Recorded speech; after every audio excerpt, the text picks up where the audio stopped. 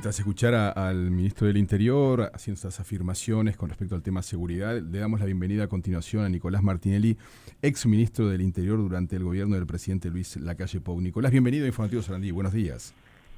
Muy buenos días, Aldo, Laura y Juan Pablo. Un placer acompañarlos en esta mañana. Buen día. Gracias por atendernos. Y teníamos aquí la palabra del ministro del Interior. Antes de meternos de lleno en las propuestas que se pusieron sobre la mesa, hacía referencia directa a que en nada más que 9 meses se mejoraron los resultados de todo el periodo de gobierno anterior. ¿Qué tiene para decir al respecto?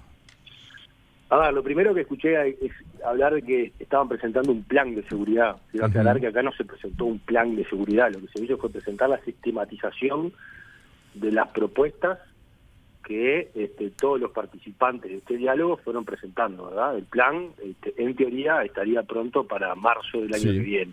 Veremos si efectivamente es así. Pero creo que es un error hablar de plan porque lo que se presentó ayer no fue un plan. Yo creo que, a ver, dos cosas. Primero, el ministro en algún momento habló de mantuvimos a la baja, en lo que ustedes estaban recién pasando en sus palabras. Sí. Por lo tanto, creo que ahí hay un reconocimiento explícito de que los delitos ya venían a la baja hace un buen tiempo. Nosotros hemos hablado de una tendencia ya hace bastante tiempo. Llevamos como 4 o 5 años de bajas sostenidas, prácticamente desde que asumió el gobierno de Lacalle Pou en adelante. Todos los delitos han bajado, algunos más, otros menos, algunos menos de lo que, o más de lo que nos hubiera gustado, menos de lo que nos hubiera gustado, como por ejemplo los homicidios, pero en definitiva, incluso desde el mundo académico podemos hablar de una tendencia a la baja. Por tanto, no es novedad que en ese sentido los delitos sigan bajando. Es lo que debería suceder. Es lo que debería suceder que esta tendencia se continúe, porque en definitiva es lo que todos los uruguayos queremos, ¿no? Seguir profundizando la baja de todos estos delitos. Y yo creo que después hay un poco de vanidad en el ministro en decir que en estos 9 meses se mejoraron las cifras de los 5 años anteriores, que la cifra es mejor, no sé exactamente cómo lo dijo. Eso habrá que ver, yo creo que no es así, creo que el ministro ahí se le escapó esa reflexión, porque en definitiva, a ver, voy a poner 2 ejemplos. Las rapiñas en todo el periodo anterior bajaron un 40%. Un 40%. El primer semestre de este año, según los datos que dio el propio ministerio, las rapiñas habían bajado un 15%. O sea, estamos lejísimos de llegar a la baja un 40%. Pero además, comparativamente, semestre contra semestre, el semestre del 2024 la baja fue de un 25% de las rapiñas. Y en el semestre de este año, como yo decía, fue de un 15%. Por lo tanto, si bien en ambos semestres bajaron, se puede apreciar claramente un descenso. Nicolás, y cuando el ministro dice hemos descabezado las principales bandas. Es el de la Vigiato. Nosotros bajamos un 60% de la Vigiato en todo el periodo, y las cifras que presentaron en este primer semestre daban un incremento de la Vigiato en el entorno del 16%. Entonces yo creo que por eso, repito, creo que el ministro, como nos tiene acostumbrados en sus declaraciones, habló un poco de más, y que después, cuando se pase a raya al final del año, lo que dijo ayer no refleja la realidad de lo que definitivamente la comparativa entre lo que fue el quinquenio anterior y estos 9 meses. Y cuando él dice descabezamos a las principales bandas de narcotraficantes del crimen organizado. Bueno, ahí también, yo cuando dice descabezamos, ¿él desconoce que Fernández Salvín estuvo preso todo el periodo anterior? ¿Cuál es la novedad de que Fernández Salvín esté preso? Si ha pasado preso casi toda su vida. Lo mismo con el Beto Suárez. Beto Suárez estuvo preso casi 2/3 partes del periodo anterior. Es más, en los dos casos, en un caso, previendo que iba a quedar libre en marzo de este año, en ese caso de Fernández Salvín, fue parte del proceso de la transición, los pasos que estábamos dando con Fernández Salvín. Se demostró al ministro del Interior estas organizaciones criminales. Se le dijo que estaba por quedar libre en marzo, se le dijo que había una investigación potente vinculada al lavado de activos en Fiscalía, que se venía trabajando hace un buen tiempo, y que eso probablemente terminara de explotarse, o le iba a tocar a él terminar de explotarlo, que fue lo que definitivamente pasó. El cargamento, por ejemplo, de 2.000 kilos que se agarró este año, es parte de los 4 cargamentos, o de los 3 cargamentos que se agarraron el año pasado, que componen 4 operaciones vinculadas al tema de narcotráfico, que tienen como su epicentro una operación iniciada en el periodo anterior. Entonces decir que descabezaste las bandas cuando Fernández Sabine estuvo preso todo el periodo anterior, tampoco me parece una novedad, me parece parte del trabajo de lo que tenías que hacer, y que en definitiva es parte del trabajo que terminaste ejecutando de lo que otra administración generó junto con el trabajo con Fiscalía. Y el mismo ejemplo sucede con el Beto Suárez.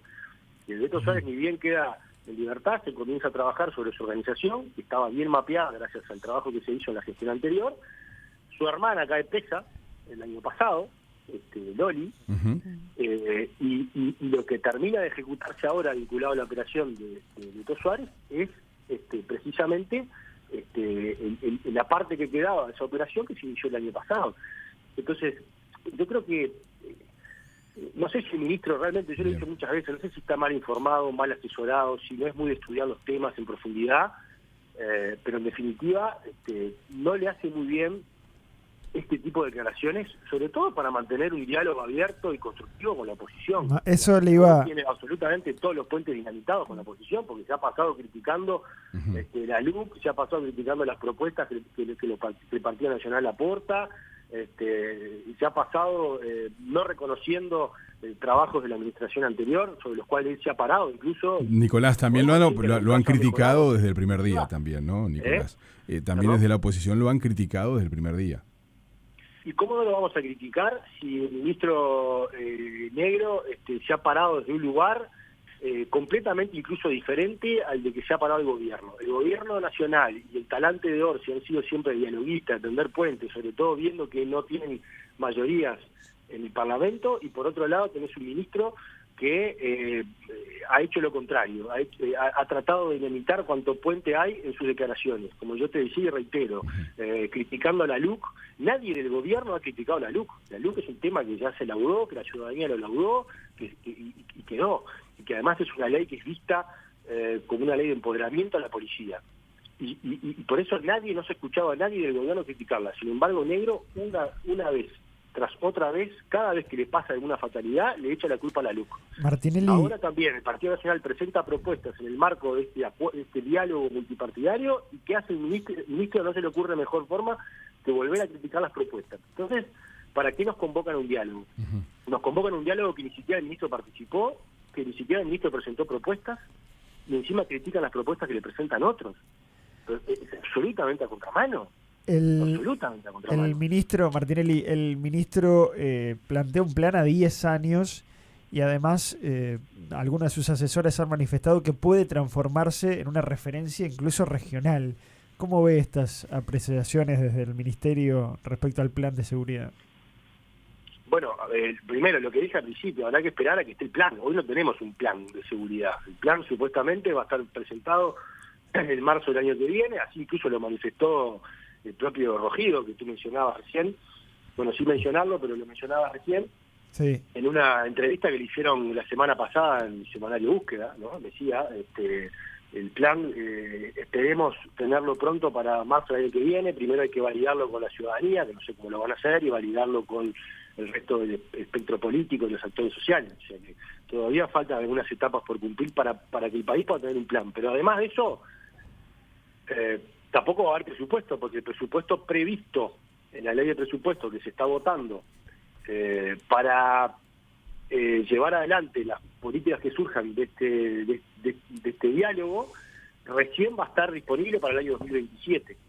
O sea que vos perdiste todo el año 2025 sin un plan, vas a tener parte del 2027 sin un plan, parte con un plan pero sin plata, y recién para el 2027 vas a tener el combo completo. Perdiste prácticamente 3 años de los 5 años que tenés para gobernar sin un plan de gobierno. Ahora, yendo más de lleno a tu pregunta, a mí me parece bien generar políticas de Estado en materia de seguridad pública, como me parece bien generar políticas de Estado en materia de educación o en otras cuestiones que se nos va mucho como país y que son necesarias. Nosotros también hicimos en el año 2023 una convocatoria, un acuerdo multipartidario vinculado al trabajo en causas, precisamente pensando en esto de las políticas de Estado. ¿Por qué necesitas políticas de Estado? Y porque hay muchas cuestiones, muchas cosas que vos tenés que hacer para mejorar la seguridad pública, que los resultados no los vas a ver de un día para el otro. Te llevan tiempo, te llevan incluso años. Te pongo un ejemplo, vos querés hacer una reforma educativa que sin lugar a dudas es la génesis de todos los problemas que vos tenés. Una reforma educativa ver los resultados de esa reforma te puede llevar 15, 20 años. Entonces, mientras tanto, ¿vos qué haces? Con respecto a eso, Nicolás, quería ir un poquito porque también se le cuestionó, me acuerdo desde Heber, que no había un plan y se pedía ese plan y no estuvo nunca sobre la mesa tampoco un plan, y ahora nos quedamos embretados en lo mismo, en un plan. ¿Qué debería ver la ciudadanía o qué deberíamos ver en cuanto a un plan? La Rañaga presentó un plan cuando asumió y cuando fue al Parlamento. ¿Cómo que no había un plan? En la LUC también había gran parte de todo lo que era el plan de materia de seguridad del gobierno. Nosotros encaramos la estrategia del enfoque dual, que incluso perdura hasta hoy, fue utilizado en esos mismos términos por el presidente Orsi en campaña, por el candidato delegado en campaña. Ambos hablaron del enfoque dual que hasta el día de hoy sigue. O sea, toda la estrategia que hoy está llevando adelante esta gestión es en gran medida lo que quedó del periodo anterior.